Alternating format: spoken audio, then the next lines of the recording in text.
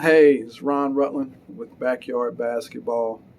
Um, the inside edition, a little different. Usually I'm inside the gym when I say that. Now I'm inside my home.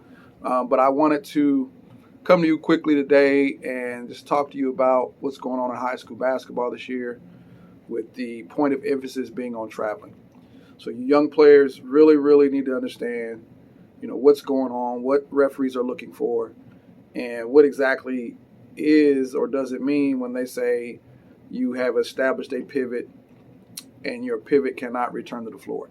That is the actual language that's in the rule book. I'm not going to break it out and give you word for word, but the high school rule book and even college does not talk about steps. It doesn't tell you how many steps you get like the NBA does. And what the rule book says is once you end your dribble, and that's the whole controversial part of everything with this, is when does the dribble end, right? And once your dribble ends, you're moving towards the basket. That foot, that first foot on the floor, is your pivot foot, right? So if that foot returns to the floor, it is actually a travel. The only exception to that is usually in a jump stop, um, because that foot will return to the floor, but it's simultaneous with the other foot, so they count that or look at that differently according to the rules. So that's probably the only exception where that foot can return to the floor and not be a travel. Um, so I found a clip on Better Official, a Better Official YouTube page. I look at this page a lot because it is geared more towards referees, guys that are trying to get better, that are in that profession. But I look at it as a trainer, as a coach, so I can understand what referees are looking at, what they are looking for, right? Especially when it comes to traveling. That's usually the most controversial thing we have going on in our game because of the way that it has evolved and changed and the way kids can manipulate dribbles and footwork, uh, that we see it at the NBA level, that it trickles down to our kids, at the high school level, middle school level.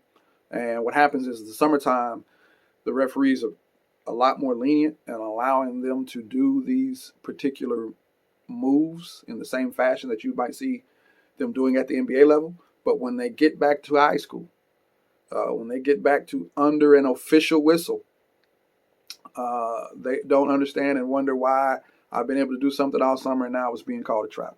So hopefully, this clip here that I'm going to show from Better Official, and Greg Austin is the guy who does these videos, runs the page, does all the explanation. If you never ever looked at it and you're into that kind of stuff like I am, go to Better Official, a Better Official YouTube page. It's fantastic.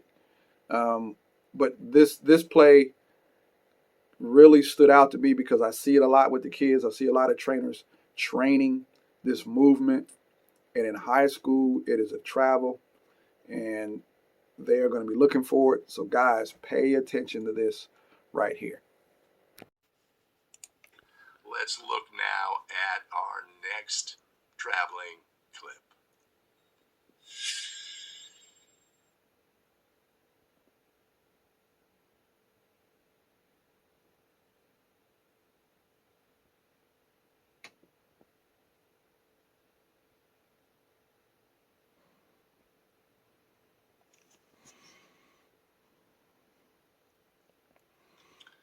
Right? Obviously, a skilled ball handler, you know, that just jumps off, right? Their ability to make this, crossover behind the back here. But what they do is illegal. Why is it illegal? Right? Too many steps, etc. No, what makes it illegal is the player has a pivot foot established, right? And lifts the pivot foot, right? So right here, this player is holding the basketball with their left foot on the floor. One, and returns the left foot to the floor. Traveling violation by rule.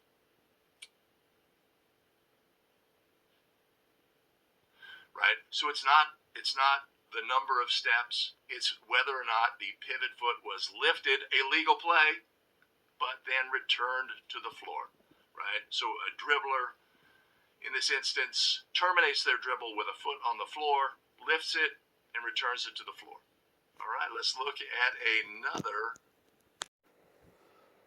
So there it is. Hopefully that gives you a little better understanding of when you're picking up that basketball, that foot on the floor is now your pivot foot and it cannot be returned to the floor.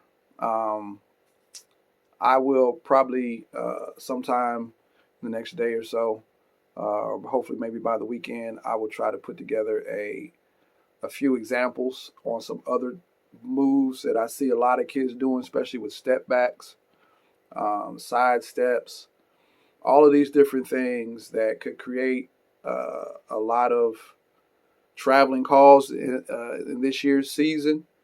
And it is all about when you end your dribble, when you pick up the basketball, and you can still accomplish what you're trying to do if it's done correctly. So hopefully I'll be able to bring some more insight to that. So thanks for watching. Leave a comment, like it, share it. Check out my YouTube page, Crossover Gear on YouTube. Become a subscriber,